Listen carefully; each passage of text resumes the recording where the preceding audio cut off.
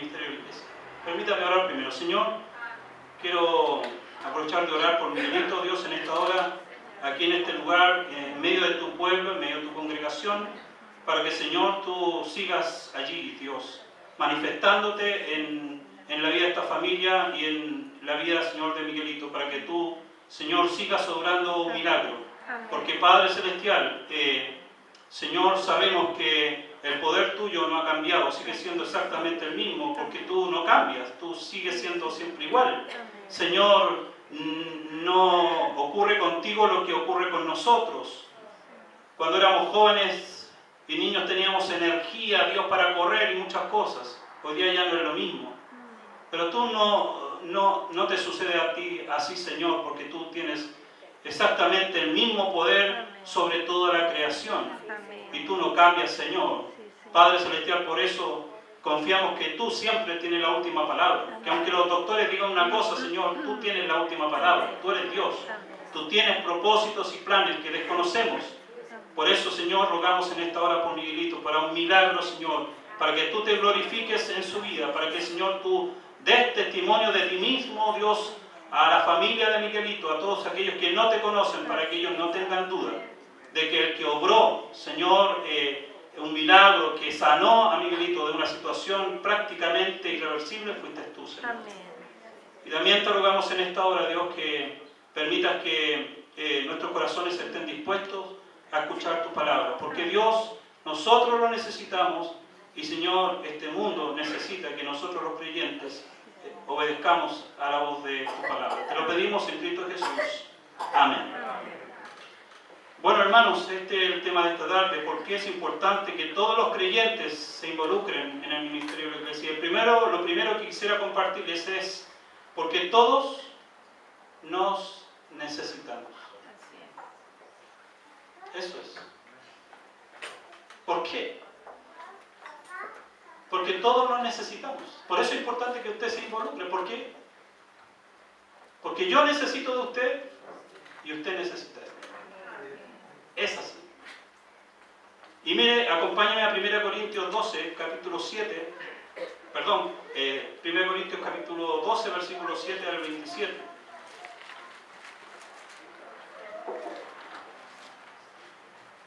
Allí este pasaje tan conocido nos enseña esto.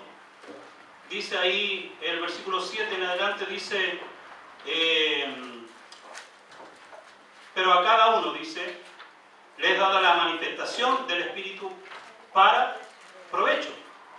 Porque a este les daba por el Espíritu palabras de sabiduría, a otro palabras de ciencia, según el mismo Espíritu, a otro fe por el mismo Espíritu, y a otro, dice, dones de sanidades por el mismo Espíritu. A otro el hacer milagros, a otros profecías, a otro discernimiento de espíritus, a otros diversidad de géneros de lenguas y a otros interpretaciones de lenguas. Pero todas estas cosas las hace uno y el mismo Espíritu, repartiendo a cada uno en particular como él quiere.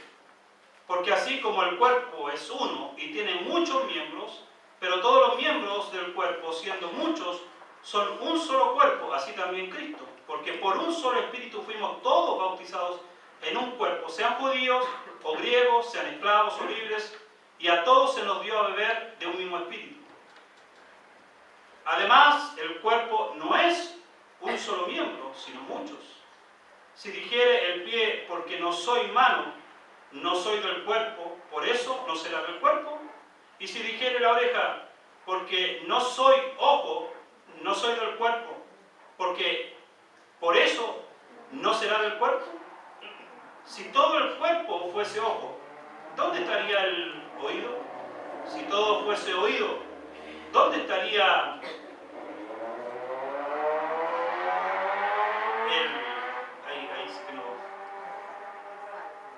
el olfato? Dice.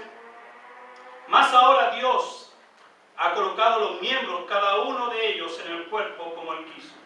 Porque si todos fueran un solo miembro, ¿dónde estaría el cuerpo? Pero ahora son muchos los miembros, pero el cuerpo es uno solo. Ni el oído Ni el ojo puede decir a la mano, no te necesito, ni tampoco la cabeza a los pies. No tengo necesidad de vosotros. Antes bien, los miembros del cuerpo que parecen más débiles son los más necesarios. Y aquellos del cuerpo que nos parecen menos dignos, dice la palabra de Dios, a estos, dice, vestimos más dignamente. Y los que en nosotros son menos decorosos se tratan con más decoro, dice.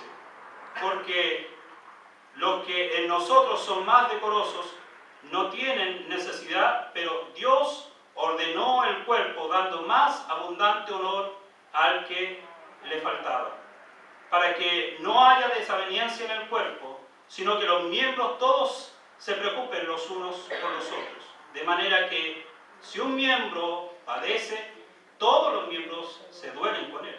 Y si un miembro recibe honra, todos los miembros con él se gozan. Vosotros pues sois el cuerpo de Cristo y miembros cada uno en particular. Y esta es la figura que usa Pablo para poder enseñar una verdad espiritual, ¿no? El cuerpo. Siempre hay que tener en mente eso. Muchas veces la palabra de Dios nos enseña verdades espirituales usando ilustraciones, usando figuras que para nosotros son familiares, y así podemos comprender más fácilmente la verdad espiritual que se nos quiere enseñar. Entonces aquí hay varios detalles que Pablo está enseñando, Pablo está diciéndonos. Entonces lo primero es lo que dice ahí el versículo 13, 14 y 27. ¿Qué nos enseña el versículo 13, 14 y 27? Que todos somos parte del cuerpo, todos. Entonces, eso es una de las cosas que nosotros tenemos que tomar conciencia. Dice el versículo 12, porque así como el cuerpo es uno y tiene muchos miembros, pero todos los miembros del cuerpo, siendo muchos, son un solo cuerpo. Dice, porque por un solo espíritu fuimos todos bautizados, o sea, colocados, sumergidos, puestos en un cuerpo, sean judíos o griegos, sean esclavos o libres, todos se nos dio a beber de un mismo espíritu. Y el versículo 27 dice, vosotros pues sois el cuerpo de Cristo y miembros cada uno en particular. Entonces lo primero que nosotros necesitamos a la luz de la palabra de Dios, y esto tiene que reflejarse en el aspecto práctico, porque no puede ser que una verdad espiritual quede en lo teórico. No, la palabra de Dios nunca fue escrita con ese propósito. La palabra de Dios nunca fue escrita para llenarnos simplemente de conocimiento. No. La palabra de Dios fue escrita con un propósito bien claro. Es para poder enseñarnos verdades que tienen que llegar su momento en que esas verdades tienen que traducirse en vida práctica. Y aquí luchamos con algo, hermanos. Luchamos con la cultura. Luchamos con una cultura individualista, ¿no? El sistema en que nosotros vivimos es así, individualista. Me acuerdo cuando estaba en el seminario allí, y después teníamos que hacer ministerio en el Valle de Texas, donde está ubicado el seminario, y uno empieza a conocer una realidad que es muy distinta a la de uno. Y yo quedé impresionado, claro, impresionado porque yo venía de otra realidad. Pero algo que me impresionaba es que ahí la gente, el vecino, yo creo que ni sabía el nombre, nada de su otro vecino. No había contacto, no había relación, no había nada. Cada familia, cada casa vivía su propio mundo. Y era impresionante. ¿Por qué? Porque el sistema promueve esa actitud, una actitud individualista. O también muchos que tienen un trasfondo de la religión oficial, de la religión que es mayoritaria en Latinoamérica, saben que cuando iban cada domingo a misa, ellos iban, se sentaban y después se iban. Así era. No había relación con los demás. Entonces, nosotros vivimos en esa realidad, en una cultura individualista. Pero cuando nosotros venimos al Evangelio, tenemos que aprender muchas cosas. Y muchas cosas tenemos que empezar a aprender que son distintas, muy diferentes a la realidad la realidad que nosotros vivíamos antes. Entonces, hermano, una de las cosas que usted tiene que tener claro, usted que está sentado ahí, que está escuchando en este momento, no el que está al lado, usted tiene que convencerse de esto, entender esto. Todos somos parte de este cuerpo, todos. Usted no es una decisión que usted toma. Usted no decidió si era parte o no era parte del cuerpo. Cada persona que nace de nuevo, ¿no?, que experimenta ese nuevo nacimiento, que pasa de muerte a vida, que pasa a formar parte de la familia de Dios, que es colocado, dice que es colocado por el Espíritu Santo, es bautizado, es colocado por el Espíritu Santo en el cuerpo de Cristo. Entonces, usted es parte del cuerpo, usted es un miembro del cuerpo de Cristo. ¿Qué lugar tiene usted en ese cuerpo? No lo sé exactamente. Lo único que sé, que todos aquellos aquí que están en esta tarde aquí y que un día reconocieron a Cristo como su Salvador y Señor, usted forma parte del cuerpo. Es lo primero que tenemos que tener claro. Segundo, todos tenemos una función, porque dice el versículo 7, 12:7, dice, pero a cada uno le es dada la manifestación, pero a cada uno,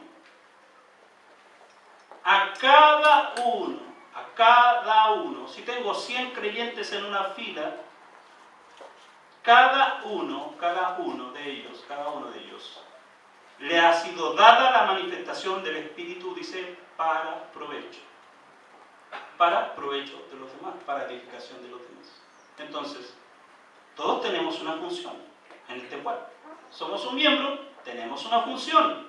Y el versículo, 14 al 18 dice, además el cuerpo no es un solo miembro, sino muchos. Si dijera el pie, porque no soy mano, no soy del cuerpo, por eso no seré del cuerpo. Y si dijera la oreja, porque no soy ojo, no soy del cuerpo, por eso no será del cuerpo. Si todo el cuerpo fuese ojo, ¿dónde estaría el oído? Si todo fuese oído, ¿dónde estaría el olfato?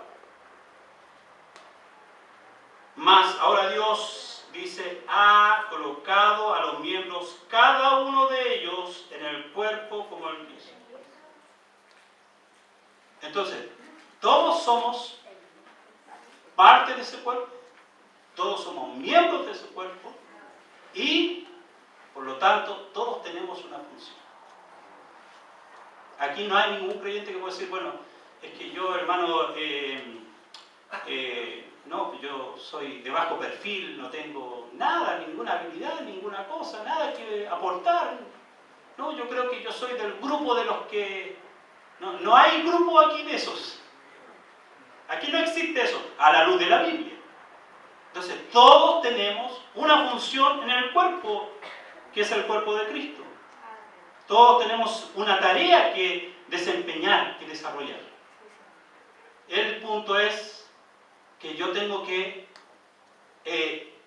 identificar, saber cuál es esa función que me toca a mí. Que del día que yo acepté a Cristo como mi Salvador, Dios en sus planes tenía para mi vida una función en este cuerpo. Entonces me toca a mí saber cuál es esa función. ¿Soy mano? ¿Soy dedo? ¿Soy pie? ¿Soy ojo? ¿Qué soy? Figuradamente hablando. También todos los miembros son importantes. todas las funciones, hermanos, son importantes, todas. Mire lo que dice ahí el 21 al 24, dice, ni el ojo puede decir a la mano, no te necesito, ni tampoco la cabeza a los pies, no tengo necesidad de vosotros. Antes bien, los miembros del cuerpo, que parecen más débiles, son los más, dice, necesarios. Y así. ¿Está clara la palabra de Dios? Todos somos parte del cuerpo. Todos tenemos una función. Y todas los miembros son importantes. Todas las funciones son importantes. No tenemos que evaluar desde el punto de vista humano, porque el cuerpo, esta es una visión de Dios del cuerpo. Dios no está viendo el cuerpo en términos de individuos, está viéndolo como un cuerpo. El cuerpo tiene una función, tiene un propósito. Y todos los miembros colaboran para que ese propósito se cumpla. Y si uno de los miembros está, sin hacer su parte, esto va a afectar a todo el cuerpo. Y por lo tanto va a afectar al propósito que tiene ese cuerpo. Y usted sabe, es sencillo. Cuando uno tiene las cosas, no las valora. Cuando las pierde, las valora. Entonces, de repente, alguno puede decir, oye, no me gusta mucho mi mano. Y se puede hasta quejar.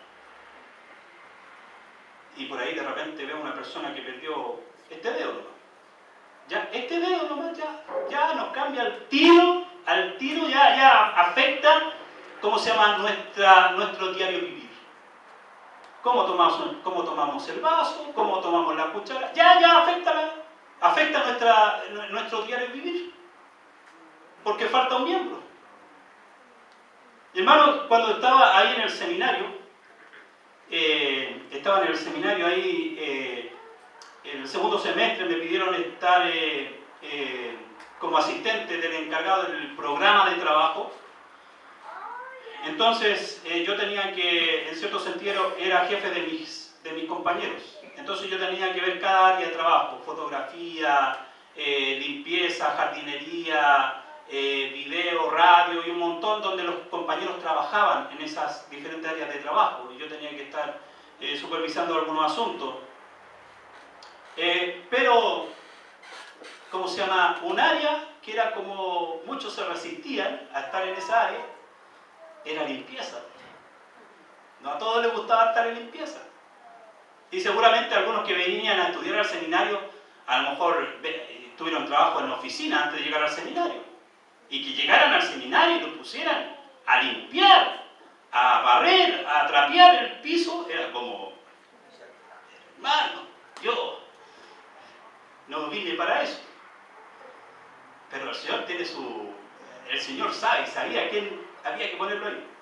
Entonces, el asunto es que yo, estando en ese trabajo, yo decía,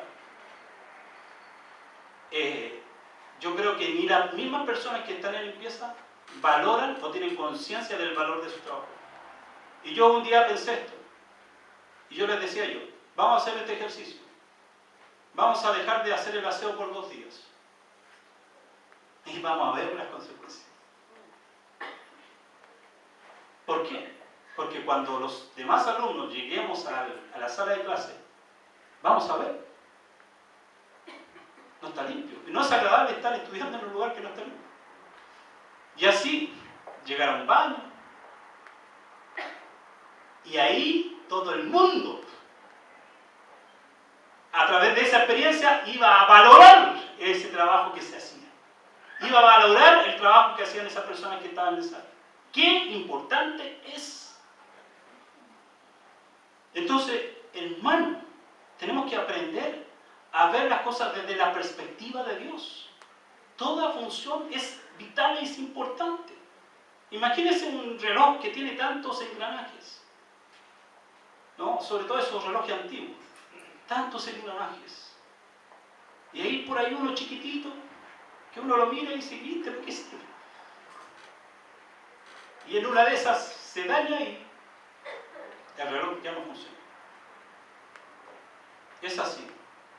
Es así, hermanos. Entonces, la palabra de Dios nos dice que todos los miembros son importantes, todas las funciones son importantes.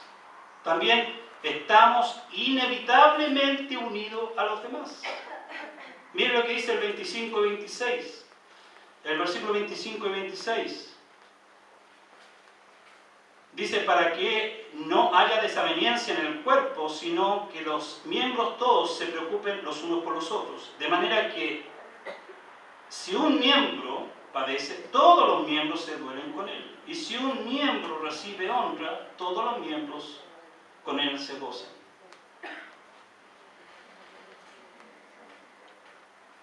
Entonces, hermanos, ¿por qué digo? Estamos inevitablemente unidos a los demás. No es una decisión nuestra. Nosotros fuimos puestos, colocados en el cuerpo de Cristo. Y mire, una manera positiva de ver esto, es, yo recuerdo una vez ahí en un supermercado en Talagante nos encontramos con una mexicana. No era cristiana. Ya nos encontramos con ella, hablamos y compartimos. Y no había ese vínculo. Era mexicana y decía, para Gloria es importante, no es mexicana. Pero no. Había un grado, ¿no?, por la cultura, pero como que llega un punto en que no hay esa identificación. No es lo mismo. Pero en otros casos, cuando uno va a otro país, me acuerdo cuando fui a Paraguay para una conferencia que se hizo misionera ahí en Paraguay, donde Adelfo tuvo participación y tuvimos la casa de una familia cristiana de paraguayos. Primera vez en mi vida que lo veía. Pero es como que uno está con su familia. Y así pasa. No importa a qué parte del mundo vaya, usted se encuentra con un cristiano y uno siente esa identificación, ese vínculo. Y no es algo que nosotros decimos, fuimos puestos en el cuerpo. Y así es. Así funciona. Entonces, hermanos, dice aquí la palabra de Dios, si un miembro padece, todos se pueden. Por eso Pablo usa la figura para poder mostrarnos para que para nosotros sea fácil entender esto. Es como el cuerpo, si uno de nuestros dedos se aprieta o lo golpeamos, todo el cuerpo siente el dolor. Entonces, por eso estamos inevitablemente unidos a los demás. O sea, lo que suceda con los demás me afecta a mí. Entonces hay ese vínculo, esa unidad. Es algo que es así, aunque nosotros muchas veces, en nuestra actitud, vivimos en nuestro mundo, ¿no?, en nuestra isla, pero aún así, usted está unido a los demás. Y lo que está pasando con esa actitud que usted tiene, es que usted está afectando el cuerpo. Usted no es consciente de eso, pero usted está afectando el cuerpo. También somos cada uno parte de los propósitos de Dios en este cuerpo. Todos tenemos un propósito. Miren lo que dice ahí el 18 y 28. El versículo 18 dice, más ahora Dios ha colocado los miembros, cada uno de ellos en el cuerpo, dice, como cada uno quería, como cada uno prefería, no, como Él quiso, dice, claramente, como Él quiso. Son sus propósitos, no los míos, son los propósitos eternos de Dios. El versículo 28 dice, y aún nos puso Dios en la iglesia, primeramente, dice, apóstoles, luego profetas, los terceros maestros, luego los que hacen milagros, y así, y al final dice, los que tienen, y eso. Entonces fuimos puestos por Dios en el cuerpo para una función con un propósito. Entonces, hermano, usted forma parte de este cuerpo. Dios tiene un propósito con usted. Entonces la pregunta es, ¿se está cumpliendo el propósito que Dios tuvo estuvo conmigo al ponerme en ese cuerpo? ¿Se está cumpliendo el propósito en su vida, hermano? Hermana, ¿usted está cumpliendo la función por la que Dios le colocó ahí? Por eso no existen creyentes, no existe la vida cristiana de esos creyentes que creen que pueden estar en la casa y tener comunión con Dios y estar bien con Dios y no venir a la iglesia. Eso no existe. Ese es un concepto sacado de aquí mismo, del razonamiento que tiene la persona, de su lógica. Pero aquí, en el manual de Dios, eso no existe. Entonces, ¿por qué? Porque aquí nos está diciendo que somos parte de un cuerpo, que todos tenemos un propósito. Porque Dios nos puso en una parte del cuerpo como Él quiso, con un propósito. Y yo creo, hermanos, mire, se lo voy a poner así. Uno puede tener aspiraciones en la vida. Llegar a ser un profesional, llegar a lograr cosas en la vida y todo eso. Pero qué triste es que un creyente se enfoque en esas cosas y no se cumple en su vida el propósito que tiene Dios al colocarlo en el cuerpo de Cristo. Porque donde uno encuentra verdadera, plena satisfacción en la vida es cumplir con el propósito que Dios tiene para mi vida. No hay nada que se compare a eso, hermanos. Nada. Absolutamente nada. Entonces, hermanos queridos, nuestras capacidades y habilidades dadas por Dios deben ser vistas en función del cuerpo y no simplemente como algo personal. O sea, los dones, las capacidades y habilidades que Dios le ha dado, usted tiene que verlas en función del cuerpo. Dios se las dio para el beneficio del cuerpo. No tiene que verlo como algo individual. Ah, qué bueno que yo tengo tantas habilidades. Y mira, yo tengo todos estos dones.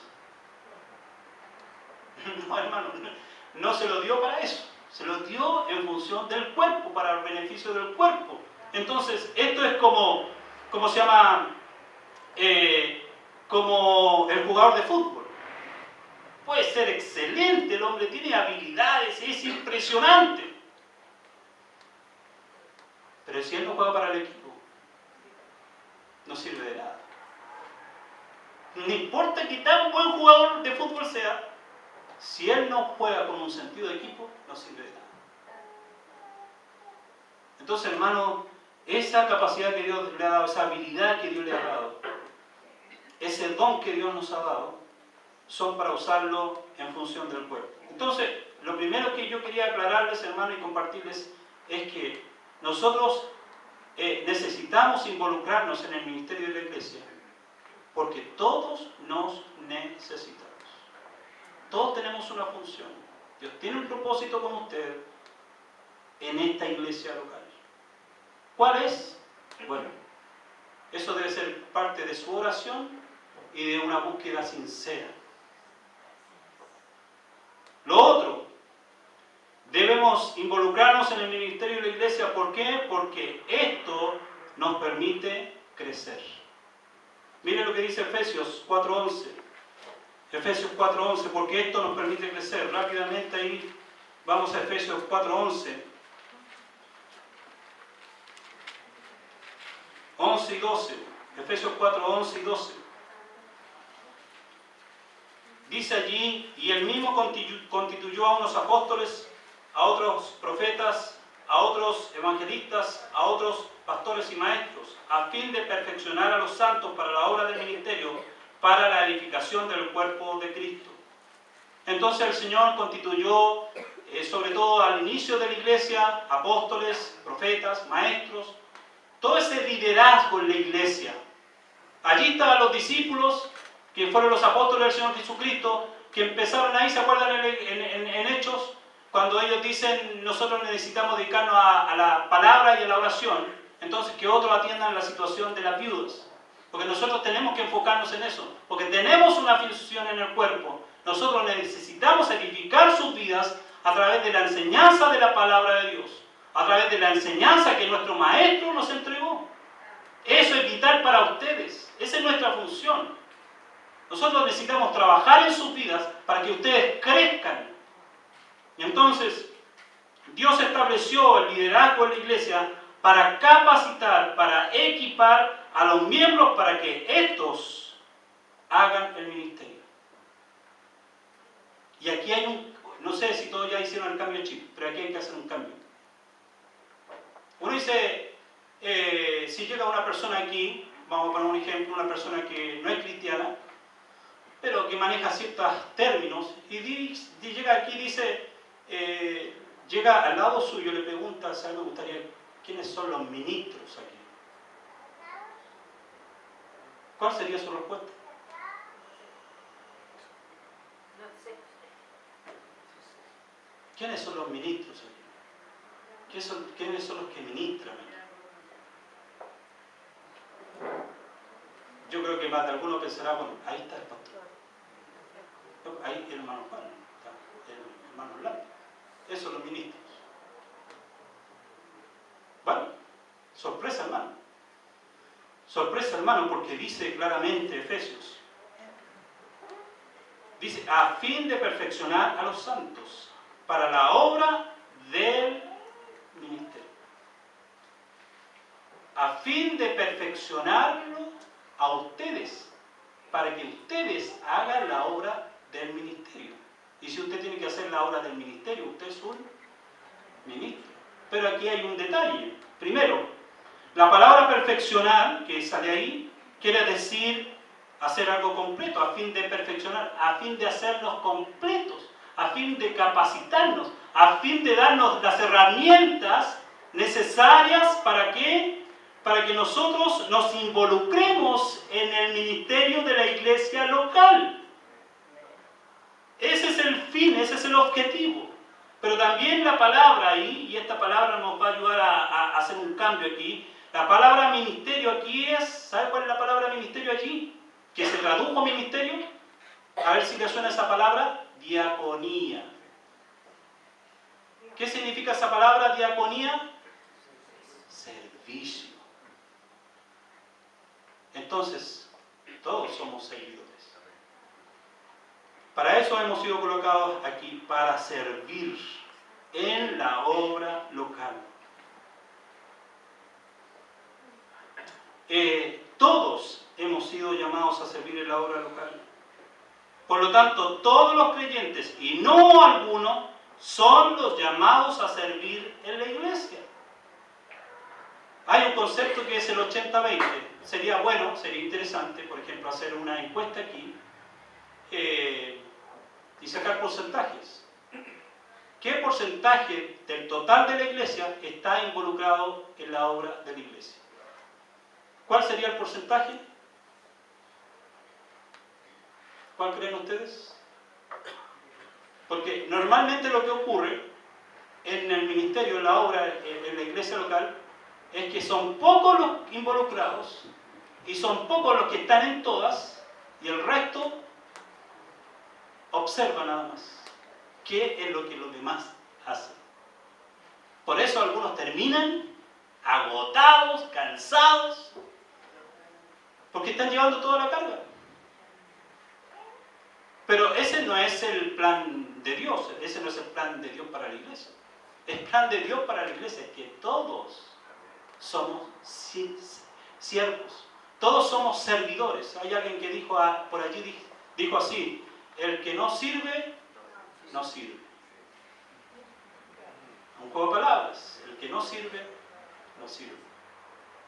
Entonces, hermanos, el servicio de todos los creyentes contribuye a nuestro crecimiento, nuestra madurez, porque dice ahí el versículo 16 de Efesios, dice, y de quien todo el cuerpo, bien concertado y unido entre sí por todas las coyunturas, que se ayudan mutuamente, dice, según, dice, la actividad propia de cada miembro recibe su crecimiento para ir edificándose en amor. O sea, la acción de cada miembro, el servicio de cada miembro, la función que le corresponde, según los propósitos que Dios tiene para usted. en este cuerpo de la iglesia local va contribuyendo al crecimiento de este cuerpo. Dicho de otra manera, si hay un porcentaje alto de miembros que no están cumpliendo una función, ¿cómo está ese cuerpo?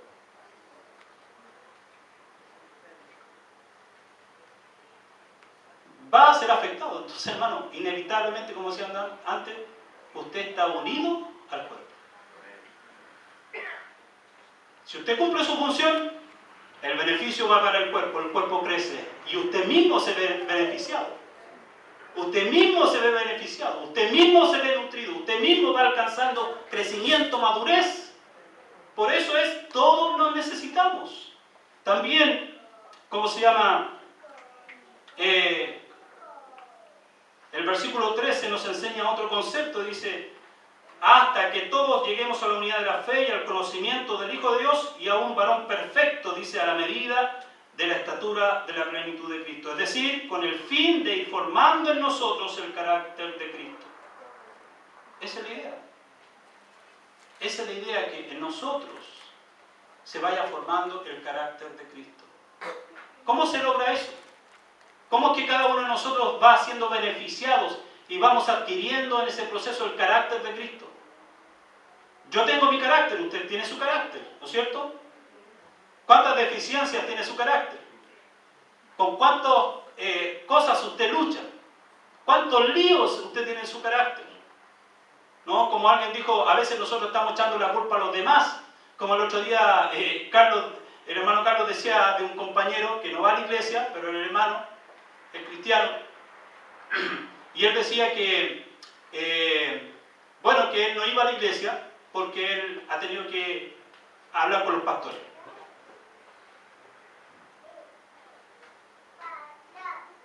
O sea, él ha tenido que enfrentar a los pastores. Entonces ya, ¿para qué voy a ir a la iglesia? Que al final él, como pensando, es que al final tengo que confrontar a los pastores porque...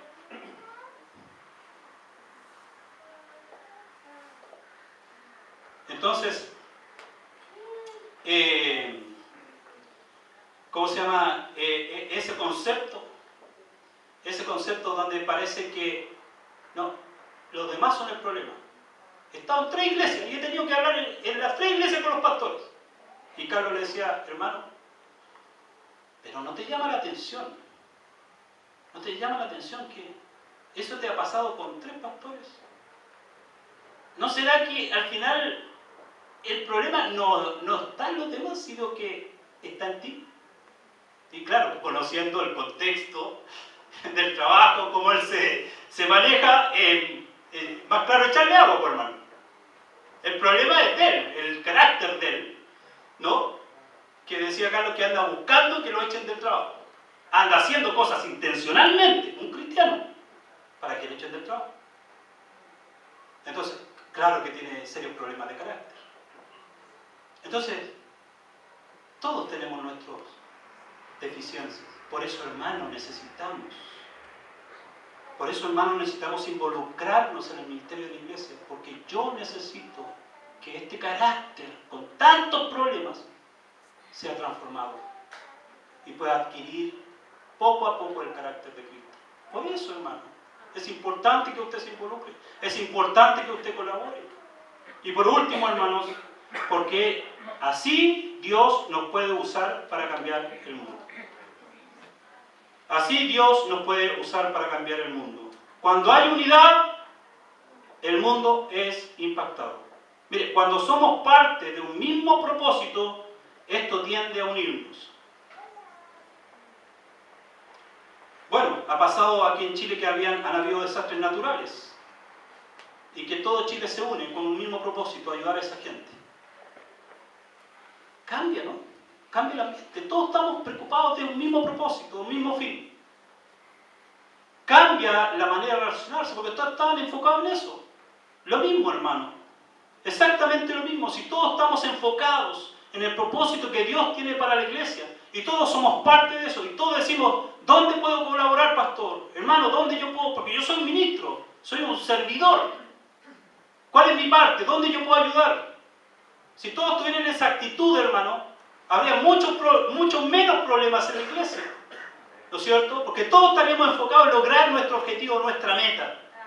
Entonces, es así. Fue la oración de Jesús cuando Él dijo, Padre, que sean unos, para que el mundo crea que me enviaste. Entonces, cuando el mundo ve eso, cree, ¿cómo se llama? Que ese es el pueblo de Dios. Y también fue la experiencia de la iglesia ahí en Hechos. ¿Qué hacían? Comían juntos, estaban unánimes, vendían sus cosas para poder satisfacer la necesidad de todos. Entonces, no voy a ir al pasaje, pero hay 3 palabras que se repiten allí, en Hechos 2, 44 47, que son común, juntos, unánimes. El resultado de eso, ¿sabe cuál fue el resultado de eso? Que tenían favor con el pueblo y muchas personas eran añadidas a la iglesia. Por eso es importante, hermanos, porque nos necesitamos. Por eso es importante involucrarse. Y lo que usted haga, hermano, es muy importante para la función que Dios le ha equipado, le ha llamado. Es importante. Barrer un día aquí y decir, pastor, yo quiero barrer. Estoy poniendo un ejemplo. Es importante. Y así cualquier cosa que el Señor le guíe a poder contribuir en la obra local. Es importante.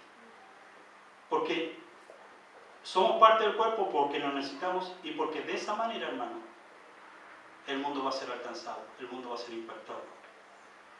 El propósito de Dios, hermanos, es usar a la iglesia como un instrumento para alcanzar al mundo. Dice 1 Pedro 2:9, ¿no? Para que anunciéis las virtudes de aquel que os llamó de las tinieblas a su luz admirable. Para que anunciéis, para que proclaméis, ¿no?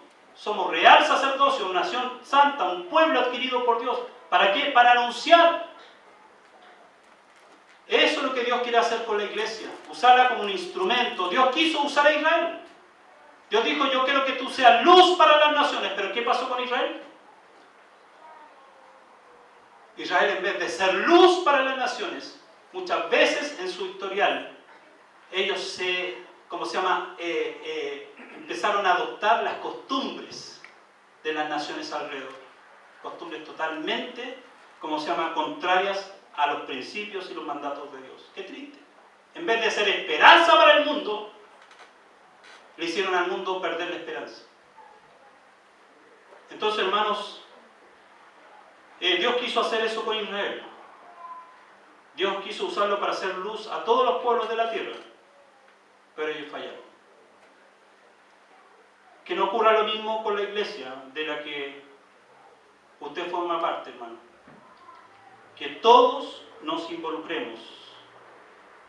Que dejemos nuestras excusas, que dejemos nuestras quejas superficiales y nos arremanguemos las manos y seamos parte de una iglesia que provoque un impacto tremendo en la comuna de Maipú y hasta lo último de la tierra. Y termino diciendo esto, que tiene relación en cierto sentido, pero un día, hermanos, quedé impactado, quedé con un dolor en mi corazón nomás. Cuando estaba haciendo un estudio de cuántos cristianos protestantes hay en el mundo, no cristianos, porque cristianos hay un porcentaje altísimo, pero no, protestantes para poder afinar la puntería, ¿no? y tener la idea más o menos de que sí estamos hablando más o menos de cristianos realmente que han creído en Cristo como Jesús como su Salvador. Y la cifra con la que me encontré fueron 480 millones en el mundo. 480 millones en el mundo. Yo dije, ¿pero cuántos habitantes tiene el mundo ahora? Creo que como 8 mil millones. Entonces, ¿qué porcentaje de cristianos protestantes, evangélicos somos en el mundo? Ya no me acuerdo el porcentaje, pero era bajísimo. Entonces decía, ¿cómo vamos a alcanzar este mundo? ¿Cómo? Imposible. No se puede. Pero yo hice mis ejercicios matemáticos. Y dije, bueno, si un creyente gana a una persona para Cristo en un año, o sea, de esos 480 que se supone que son creyentes, 480 millones, en un año, ¿cuánto tendríamos en ese año? 900 y tantos millones. Así. Uno ganando. Entonces saqué mis cuentas y llegué a la conclusión que en 4 años nosotros podríamos alcanzar el mundo. Matemáticamente hablando. Pero ¿cuál es el problema? ¿Dónde está el obstáculo? Aquí. Aquí está el obstáculo. Como dijo el Señor Jesucristo, dijo, por tanto, id, ¿cómo fue antes lo que dijo? Pero recibiréis poder, dijo, y con mi autoridad, está todo, pero el obstáculo está aquí. Entonces, ¿por qué es importante, hermano querido, que nos involucremos en el ministerio de la iglesia local? Es importante para usted y por usted. Oremos. Señor, te damos gracias porque tú siempre nos das una oportunidad. Dios, probablemente Dios, mis hermanos pueden hacer algo muy sencillo a sus propios ojos o a los ojos de los demás, pero a tus ojos, Señor, es muy valioso. Permite, Dios, que este mensaje produzca en el corazón de no uno, sino que de varios hermanos la disposición de servir. Señor, de cumplir el propósito por el cual tú les has salvado. Para que tu obra local, Señor, pueda ser ese instrumento que pueda, Señor, impactar la comuna de México. Te lo pedimos, te damos gracias, en el nombre de Cristo Jesús. Amén. Gracias, hermanos.